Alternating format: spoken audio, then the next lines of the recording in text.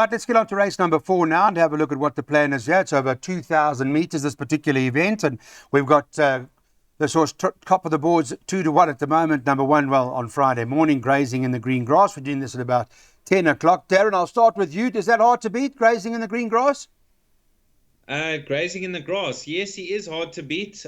He's got 62 kilos, but he comes in your best weighted, Clyde.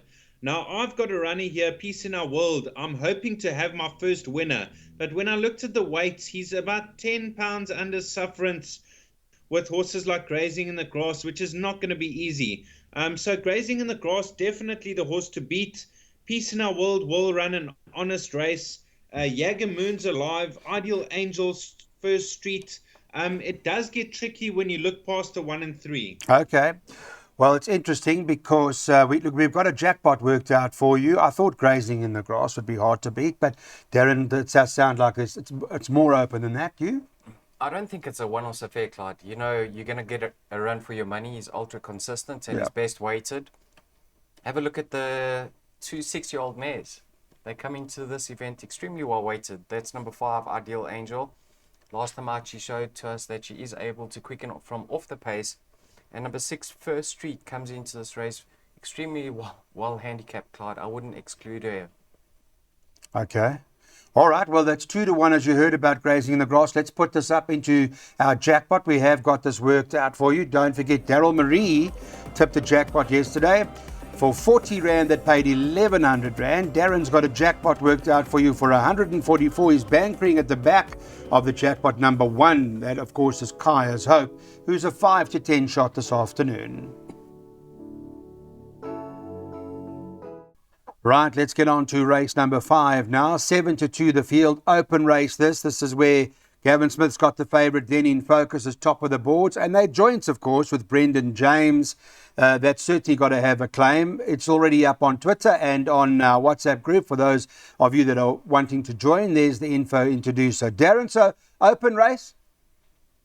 It is open. Touching on your favourite, Then in Focus. Now, he was narrowly beaten by Waiting for Summer, who was weighted to win that day off his rating. And this horse challenged him strongly. I think he'll run an honest race. Interesting runner, Brendan James. High fault form, 2 lengths off Twin Turbo, 3 lengths Zuzan, 8 lengths Eye of the Prophet. That's good enough to feature very strongly here. Others to consider, Track Commander and Honest Quest. All right, so some interesting horses that need to go into the play. I'll talk to Daryl, who's been in good form as well. So what do you make of this? Clyde, have a look at this race. It's a classified stakes, right? All right. Have a look at the best weighted columns, Sultana and Hey Siri. All right. Now, Hey Siri, she's been very unlucky with the draws recently. Today she cracks a draw. Blinkers go on for the first time. I'm hoping she can push forward and get into this race. Mm-hmm. And I'll make her the one to beat of the fairer sex. If you're looking past those two, I think a horse like number 1, Then in Focus. He's now moving much better, Clyde. This horse had his issues.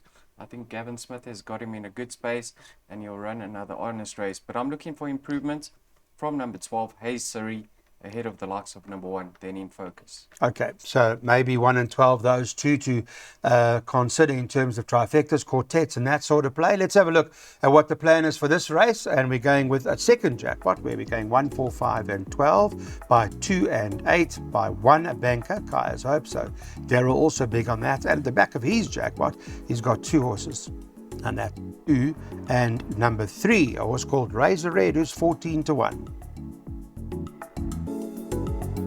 So the question now, Darren, is this Justin Stainthorpe Pacific Green hard to beat? It's priced up at 7 to 10. I noticed in your jackpot you're trying to beat it.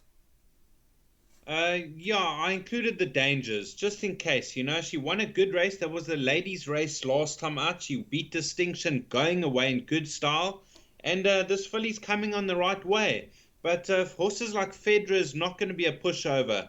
She's really done well in the Eastern Cape. She even came down for the Southern Cross Stakes, 5 lengths off Princess Kala. And then Franca comes in here, probably best weighted, one of the best weighted. I think she'll be competitive.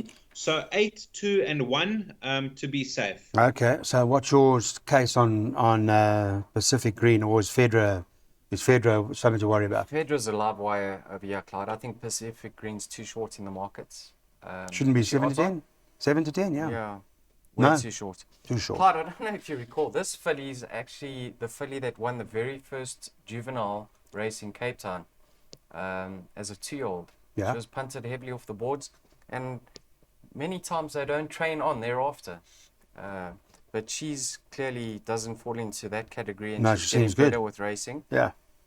So you have to respect her chances, and anything that Justin Snake takes to the Eastern Cape is there on a mission. So Sure. she'll be right there at the finish if she travels well. But Fedra is a track and trip specialist. You know you're going to get a cracking run from her.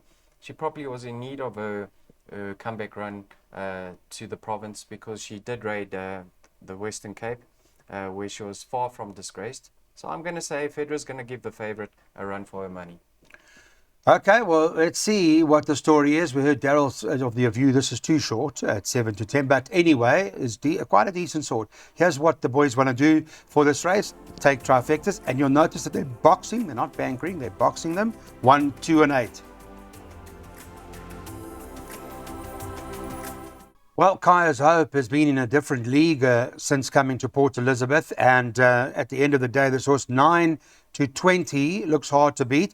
Blackberry, as you know, in my humble opinion, this was Blackberry Malt has always been above average. And it's going to be, I think, an interesting race. But I'm sure Darren and Daryl will have other ideas. Darren, I take it Kaya's Hope for you, what, one horse race? Yes, Clyde. I thought a steering job in this lineup. He comes in here best weighted by a mile, and he's just come so well.